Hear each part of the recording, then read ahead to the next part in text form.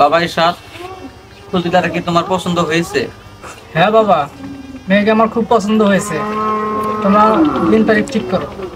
বিয়ার দিন তারিখ ঠিক করার আগে আপনার সাথে একটা কথা আছে। কি কথা কোন? আপনি আমার ব্যাপারে সবকিছু জানি না শুনে বিয়ে করতে আসছেন তো। এটা আপনি কি কইতেছেন? আপনার ব্যাপারে কি জানার আছে? আমি একটা বিধবা। কি কইতেছেন আপনি এসব? আপনি বিধবা মানে? ও বাবাজি, আমার মেয়েটা বিধবা। আমার মেয়েটার এর আগে একটা বিয়ে হয়েছিল। বিয়ের 1 মাস পরে জামাইদের বিদেশে যায়। বিদেশে যায় অ্যাক্সিডেন্ট হয়ে মারা যায়। আমার মেয়েটারে বিয়ে করলে তোমার সংসারীকে খুব ভালো করে সাজাইয়ে রাখবে। চুপ করেন। আপনার এরকম বিধবা মেয়েকে আমি জীবনেও বিয়ে করবো না। বাবা, এখনো তুমি দাঁড়ায় আছো কেন? চলো এখান থেকে। চুপ কর, আমি এখান থেকে যাব না। আমার ছেলের বউ হিসাবে এই মেয়েটাকে পছন্দ হয়েছে। তুই যদি বিয়ে করস, এই মেয়েটাকে বিয়ে করতে হবে। আপনার কি মাথা খারাপ হয়েছে? যে মায়া বিধবা, আগে একটা জামাই মরে গেছে, তার সাথে আমার শালার বিয়ে হবে। দেশে কি মেয়ের আহাল পড়ে গেছে নাকি? বাবা, আমার ভাই একটা স্মার্ট শিক্ষিত বলা, আমার ভাইয়ের জন্য কি মেয়ের অভাব করছে? এই বিধবা মায়ের লগে আমার ভাইয়ের বিয়ে দিয়ে আমার ভাইয়ের জীবনটা নষ্ট করে দিব না। চলো এখান থেকে। যেতে হলে তোরা যা, যাবো না আমি এখান থেকে। ইরশাদের বিয়ে করলে এই মেয়েকে বিয়ে করতে হবে। অসম্ভব। বাবা, তোমার আমি সাফ সাফ করে কয়ে দিতেছি, এই বিধবা মেয়েকে আমি বিয়ে করতে পারবো না। চলেন দুলা ভাই। খবরদার ইরশাদ, এক পাও আগাবি না। তুই যদি এই মেয়েকে বিয়ে না করস, তাহলে আমি তোকে আমার ছেলে হিসাবে তোকে আমি পরিচয় দেবো না। এমনকি তুই আমার কোনোদিন বাবা বলে ডাকতে পারবি না, এবং আমাদের বাপ ছেলের সম্পর্ক ছিন্ন করে ফেলবো। এসব তুমি কি কইতেছো? কোথাকার এক বিধবা মেয়ের জন্য তুমি আমাকে বাবা বলে ডাকতে দিবা না? তুমি আমার সাথে সব সম্পর্ক নষ্ট করবা? ছিন্ন করবো, কারণ মেয়েটা বিধবা হলে মেয়েটা অনেক ভালো। রূপে গুণে কামে কাজে মেয়েটা অনেক ভালো। তাছাড়া বাবা, বিধবা মেয়েকে বিয়ে করা অনেক সওয়াবের কাজ। তাছাড়া বাবা, আল্লাহ খুব খুশি হব। তুই মনে কর এটা তোর বাবার আদেশ, তুই এই মেয়েটাকে বিয়ে করবি। ঠিক আছে বাবা, যেহেতু তুমি আদেশ করছো, তোমার আদেশ আমি ফেলতে পারবো না। আমি এই বিধবা মেয়েকে বিয়ে করবো, কিন্তু আমার কিছু চাওয়া পাওয়া আছে। কি চাও বাবা? তুমি কও, তুমি যা চাও তাই দিব। দুলা ভাই বলেন। আমার শালার নগদ 2 লাখ টাকা দিবেন, মোটর সাইকেল দিবেন, টাচ মোবাইল দিবেন, আর ঘর সাজানোর জন্য যত ফার্নিচার বস্তু আছে সব দিবেন। না না না, আমার কিছু লাগবে না। বাবা, তুমি এসব কি বলতেছো? আমার ভাই একটা বিধবা মেয়ের বিয়ে করবো, মাগনা বিয়ে করবো নাকি? এই যে মুরব্বী শোনেন, আমার বাবা যেহেতু আপনার বিধবা মেয়ের পছন্দ করছে, বিয়ে হবে। কিন্তু আমার ভাই যা যা চাইছে সব দিতে হবে। এই সব দিলে বিয়ে হবে, নাহলে হবে না। না না, আমার বাবা কিছু দিতে পারবো না। না না আব্বা, আমি বিয়ে করবো না। আমার বিয়ে চিন্তা তোমার মাথা থেকে বাদ দাও। না মা, এই বিয়ে হবে। বাবা ইরশাদ, তুমি যা যা চাইছো সব দিও। তুমি আমার বিধবা মেয়েটারে বিয়ে করে আমারে উদ্ধার করো। ঠিক আছে, আমি এই বিয়ে করবো, কিন্তু এই বিয়ে কোনো ধরনের আয়োজন করবো না। কেন এই বিয়েতে আয়োজন হবো না? এই বিধবা মেয়েকে বিয়ে করতে কিছুটা তো আয়োজন চলবো না। একটা কাছে এনে বিয়ে করে দিলেই হবে।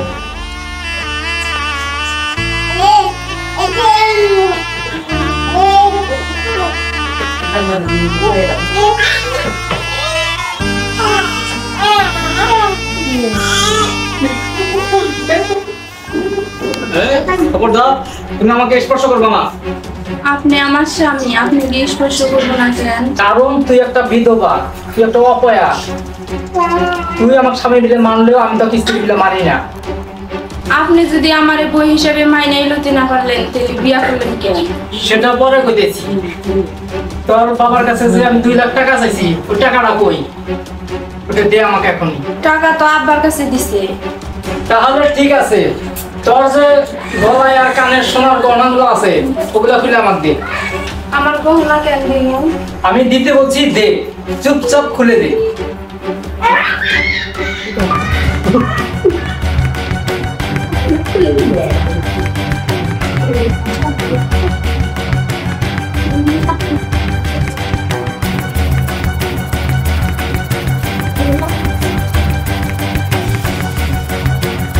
তোর আব্বা যে আমার আব্বা 2 লাখ টাকা দিছে, ওই টাকা আর এই যে গয়নাগাটির জন্য আমি তোর বিয়ে করছি। তাহলে তোর নাগাল বিধবা মেয়েকে আমি বিয়ে করতাম? কখনো করতাম না। অমন কথা কইেন না, আমার আগে স্বামী মারা গেছে। আমি অনেক আশা নিয়ে আপনি করে গেছি। আমি কোনোদিনও স্বামীর ভালোবাসা পাই নাই। আপনার মনের ভিতরে একটু ভালোবাসার জায়গা দিয়েন। তুই আমার আদর ভালোবাসা কোনো দিনও পাবি না। তুই এর আগের স্বামীর সাথে একটা মাস সংসার করছিস, বিশ্বাস এখনো আমি তো আদর ভালোবাসা দিব কখনোই না। আমার স্বামী বিদেশে যা মারা গেছে সেটা আমার কি দোষ? যেখানে আমার দোষই নাই সেখানে কেন আমার বিনা কারণে শাস্তি দিতেছেন? তোর দোষ আছে, তুই বিধবা। তোর সবচেয়ে বড় দোষ হচ্ছে তুই বিধবা। একটা কথা ভালো করে শোন, আমি আজকে কেউ করে শুনু আর তুই নিচে শুবি। কেন আমি বিছানা থাকতে নিচে ঘুমাবো কেন? কারণ তোর মতো একটা বিধবা মেয়ের সাথে শুইলে আমার অমঙ্গল হবে, আমার ক্ষতি হবে। ওই কারণেই তুই নিচে ঘুমাবি। চল চল।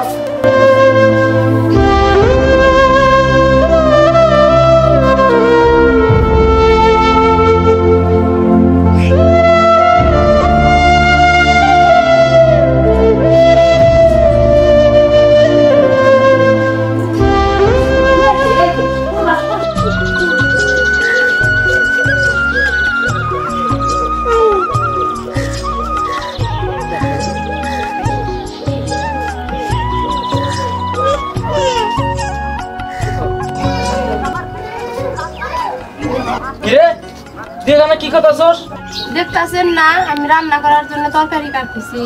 আমার ঘরে আমার বোন আছে, যদি কাটাকাটি করা লাগে, রান্না বান্না করা লাগে, আমার বোন করবো, তোর করা লাগবো না। তুই এসব করতেছিস কেন? এইসব আপনি কি কইতেছেন? আমি এই বাড়ির বউ। আগে আমি ছিলাম না, আপায় রান্না করতে। এখন তো আমি আইছি, আমি রান্না করব না? এখন থেকে বাড়ির সব কাজ আমি করব, রান্না বান্নাও আমি করব।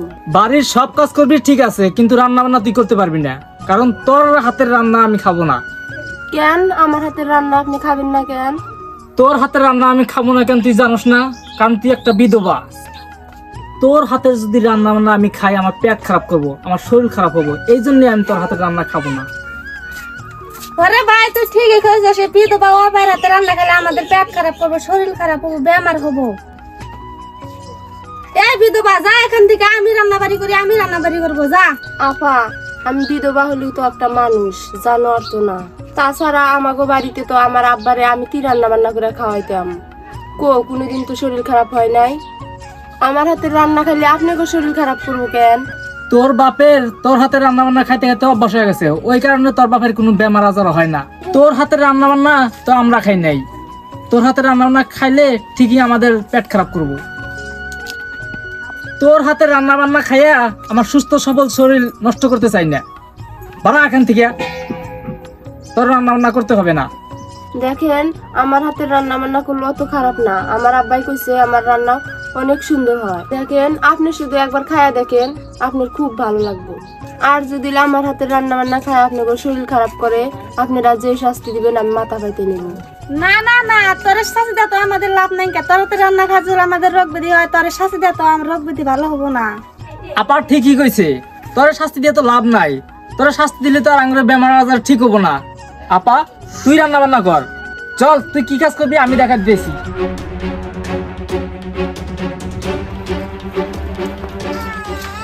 এই যে গরু, এই দুইটা আমি পালছি, আমি এতদিন লালন পালন করছি, এখন তুই করবি। আজকে থেকে এই গরু দুটো তুই দেখাশোনা করবি, তুই লালন পালন করবি। চল এখন আমার লগে।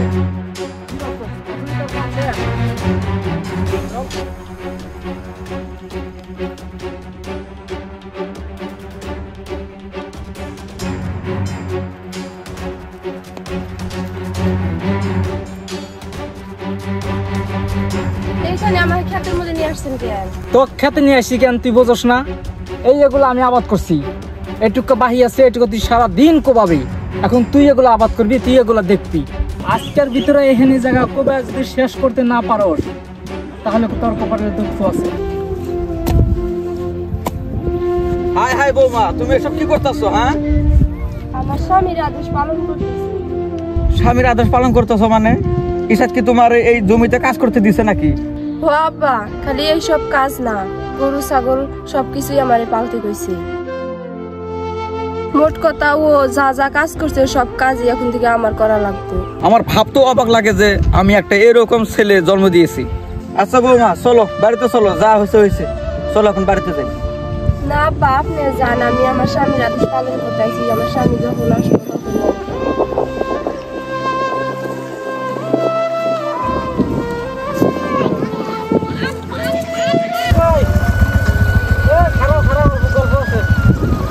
এরশাদ ভাই বিয়ে করলাম, ইনভাইট তো করলাম না, কার মেয়ে বিয়ে করলাম? বিয়ে তো এরকম ফাংশন করে করা হয় নাই, তো ওই যে আমাদের গ্রামে মন্টু আছে না, তার বেডিক বিয়ে করলাম। ওই বিধবা মেয়েটাকে বিয়ে করছো? হ্যাঁ, ওই বিধবা মেয়েটাকে বিয়ে করছি। ও বুঝছি, তুমি টাকার লোভে বিয়ে করছো। থাক তাহলে ভাই, যাই আমি।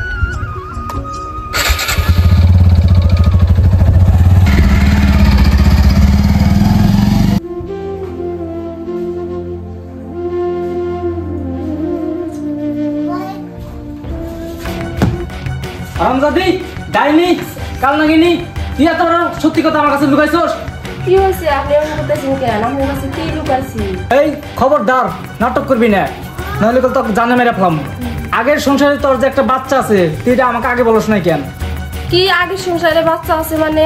ওইখানে তো মাত্র 1 মাস আমি সংসার করছি, ওইখানে তো আমার কোনো বাচ্চা কাচ্চা নাই। তুই একদম মিথ্যা কথা কবি না, আমি সব খবর নিয়ে আইছি। আগের সংসারে তোর একটা মেয়ে আছে, সত্যি করে ক, আগের মেয়েটা কি করছস? ওটা কি তোর আসলে মেয়ে? বিশ্বাস করেন, আগের সংসারে আমার কোনো বাচ্চা কাচ্চা নাই। কে এখন পর্যন্ত আমার কোনো বাচ্চা কাচ্চা হয় নাই। বুঝতে পারছি, তুই এমনি এমনি স্বীকার করবি না। আব্বা, আব্বা, আপনি কোনে গেলেন? আব্বা, এই এটা কি করতেছিস তুই? হ্যাঁ, এই তুই বউ বড় মানুষ কে? হ্যাঁ, বউ কি করছে? কিরে ভাই, মানুষ কেন? তোরা জানোস ও একটা মিথ্যাবাদী, ও একটা প্রতারক। বৌমা আমাদের লাগে কি মিথ্যা কথা কইছে? হ্যাঁ, ওর আগে যে ঘরে বিয়ে হয়েছিল ওই সংসারে একটা বাচ্চা আছে। ওর ছোট্ট একটা মাইয়া আছে, এই কথা আমার সবার কাছে লুকাইছে। এমনিতে আগে এক জায়গায় বিয়ে হয়েছে, তার মধ্যে আরো বিধবা, তার মধ্যে এখন শুনে আরো একটা বাচ্চা আছে। সি আব্বা, আপনি কেমনে পারলেন এরকম একটা মেয়েকে আমার শালার বউ বানাতে? হায় হায়, এখন আমি এই সমাজে কেমনে করে মুখ দেখাবো? ও ভাই, আমার লক্ষ্মী বাড়াবাড়ি থেকে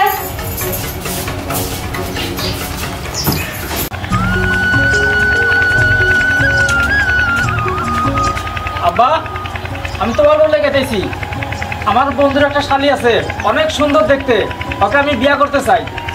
এখন তোমার অনুমতি লাগে আমার। চাচা, বিধবা মেয়েটা তো চলে গেছে, আমার ছেলের সঙ্গে আমার শালিটা বিয়ে দিতে চাই। হ্যাঁ বাবা, বিধবা মেয়েটা তো চলে গেছে, সারা জীবন আমি একলা থাকতে পারবো না, আমি ওর শালীকে বিয়ে করতে চাই। তুমি যদি রাজি থাকো, জলদি জলদি বিয়ের ব্যবস্থা করো। বেয়াদব, নির্লজ্জ, এ কথা বলতে তো লজ্জা করলো না আমার সামনে? একটা বিধবা মাইয়া তোর সংসার করার জন্য কত কষ্ট করছে। আজ তোকে আমি একটা চরম সত্য কথা বলি, তুই একটা বিধবার সন্তান, আমি তোর বাবা না, আমি তোর মামা। এসব কি করতেছে বাবা? আমি বিধবার সন্তান মানে এই যে তুমি আমার বাবা? না, তুই তোর বাবা না, আমি তোর মামা। আল্লাহর দোহাই লাগে বাবা, তুমি এসব কথা বলো না। হ্যাঁ বাবা, তুই আমার আপন ছেলে না, তুই আমার বড় বোনের ছেলে। যখন তুই ছোট, তোর বয়স 1 বছর, তখন তোর বাবা হার্ট অ্যাটাকে মারা যায়। তোর মার দুঃখের কথা ভাইবা, সেই জন্য ফজলের সাথে তোর জোর করে বিয়ে দিস। এই কথা আগে বললো না কেন? আমি একটা বিধবার সন্তান হইয়া একটা বিধবা মেয়েকে আমি কত না কষ্ট দিছি।